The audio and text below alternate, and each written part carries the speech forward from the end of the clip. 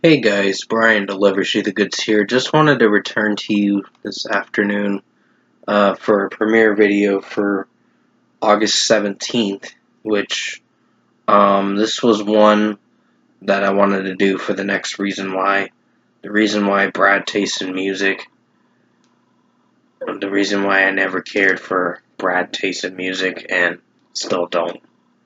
So, I'm going to discuss what I'm going to be talking about in this reason why episode on this YouTuber, Brad Tastes in Music, and let you know my thoughts on why I really don't like Brad Tastes in Music.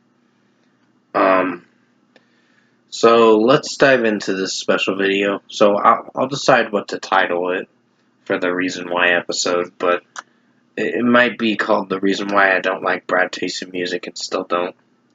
So the reason why I don't like Brad Tastes in Music and still don't, I think that's going to be the title that's going to fit for this video. So, yeah, the reason why is because I heard about what happened to him like 10, 11 months ago with the whole meltdown he had on YouTube. And yeah, people go through like a YouTube withdrawal and it goes through a mental breakdown and all that once things come out on these YouTubers that they say that, oh, they're bad, they're toxic, or whatever. But in reality, it only comes down to the person on how their behavior is. With Brad Taste in Music, every time I saw him upload, I stopped watching his content after early 2024.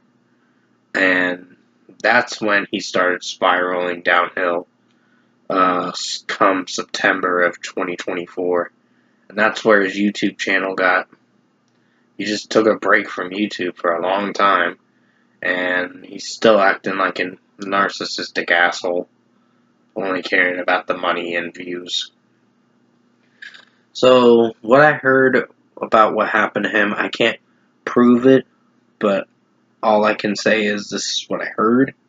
This is hearsay, but there is probably evidence behind it, but I don't know. I still have to gather more evidence to make sure. It's innocent until proven guilty, is the whole saying, but on the court of public opinion, it's guilty until proven innocent. So it's the opposite way around when it comes to that. But what I heard that was hearsay was he was involved in a domestic abuse, domestic violence against his ex-girlfriend. So his ex-girlfriend arrested him for domestic violence because apparently he was doing something that was, I guess, verbally attacking her or some kind of shit. I don't know. There was some kind of shit going on with that I heard about, and I'm like, huh. I still have to do more research on it, but from what I've gathered, honestly, the guy sounded like a dick anyway. He just came off very egotistical, very condescending, and just didn't give two flying fucks about making YouTube content. He only cared about the likes and views and, oh, I'm gonna hate on this band. Oh, I'm gonna hate on that band. I'll agree. I did agree with him on some things with the Brad Taste in Music with Falling in Reverse. That guy is a piece of shit. But I think Brad's proven to be a piece of shit as of now from all the stuff that's come out with him. So, all I know is that I just didn't like his behavior and his tone when he came off to people. He came off very douchebag kind of demeanor and all that. He had a very assholish demeanor with his behavior and how he approached people with things and all that. Like, his approach to making YouTube content was very douche-worthy and all that. So he was a douchebag. And it's a shame because I think the guy did have potential to be a pretty good YouTuber later on down the road, but he blew it. That's the old saying, he blew it. And he, I guess, was involved in a domestic violence situation and was the abuser, apparently. I don't know. That's what I heard. I can't prove it. Like I said, for me, it's innocent until proven guilty. But I know with court of public opinion, it's guilty until proven innocent. But from what I've seen with the whole Brad taste in music, sorry, my cat was trying to, and my dog's coming up now. Millie, tighten away from the laptop. Sorry about that. My cat was just sitting right by the laptop. So he's being lazy as hell. Like we all are. But still, it was just hard to believe what was true and what was not. Like I said, there's two sides to every story.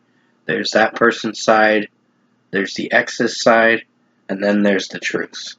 And the truth is, we don't know what really happened. The truth is, there's probably more stuff that the ex has in store or has in on her side of things, and there might be some truth to it. I don't know, but I just don't like the demeanor of Brad Taste in Music when he came off very douchey in his approach on his reviews and all that in his live streams. That he did reviews on reaction stuff for music. So his approach on things was very douchebaggery wise.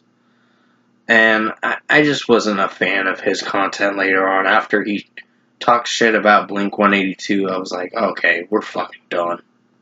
I'm fucking done with you. So I was really disappointed that that things went downhill with him. But I just still don't care. Because I just never liked him. I never liked his personality as a YouTuber. Because he just came off as a douchebag. And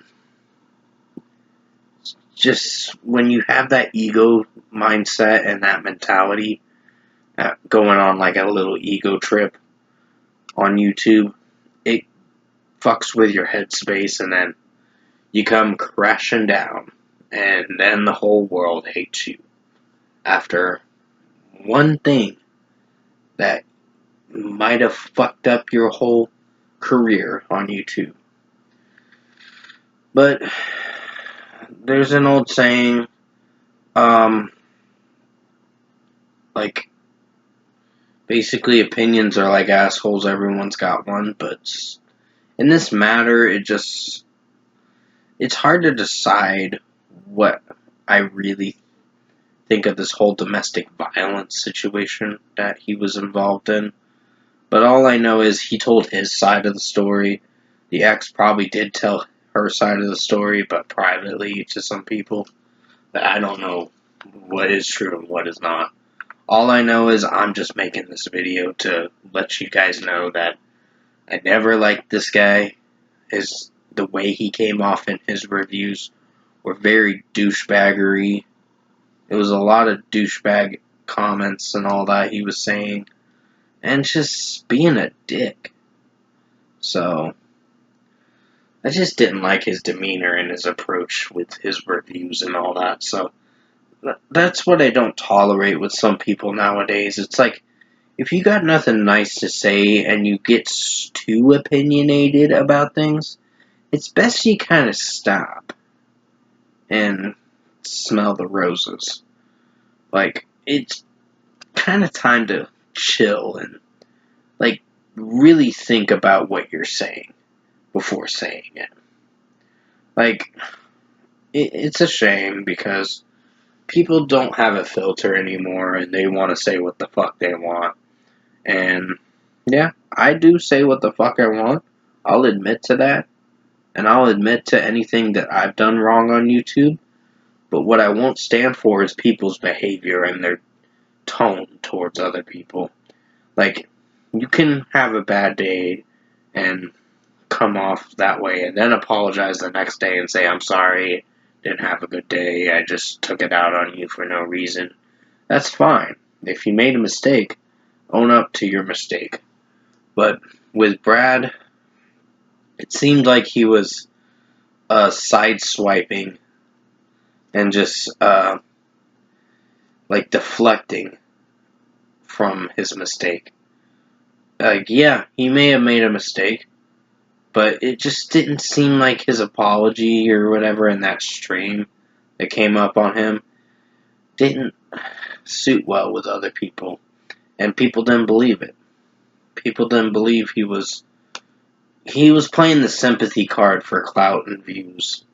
It is what I did for that Ronnie Radke one, where he plays the sympathy card for clout and views. He really does. He plays on people's emotions just to see if they're going to believe his story. And then people fall for it. And the only ones to blame are themselves. So, all I am going to say at the end of this video is do research, determine for yourself what you think of this Brad Taste in Music person. And I'm kind of glad he's not on the internet anymore, because I think he needs to reevaluate himself as a person and an individual before coming back to the platform. And even if he does do better for himself, I just don't think there's anything for him on YouTube anymore. Because every time I saw his streams or his live streams or his reactions to new albums, it's just his approach to things were coming off really douchey with how he was saying things. So, in closing, I hope you enjoyed this reason why I don't like Brad Taste in Music and still don't. I don't hate the guy. I just think his behavior was the biggest problem and his biggest flaw as a person and an individual. Like, you can be cool with someone, but you don't have to like how they're treating people or their behavior towards other people. So, yeah, that's all I got to say in this reason why video. I appreciate you guys watching.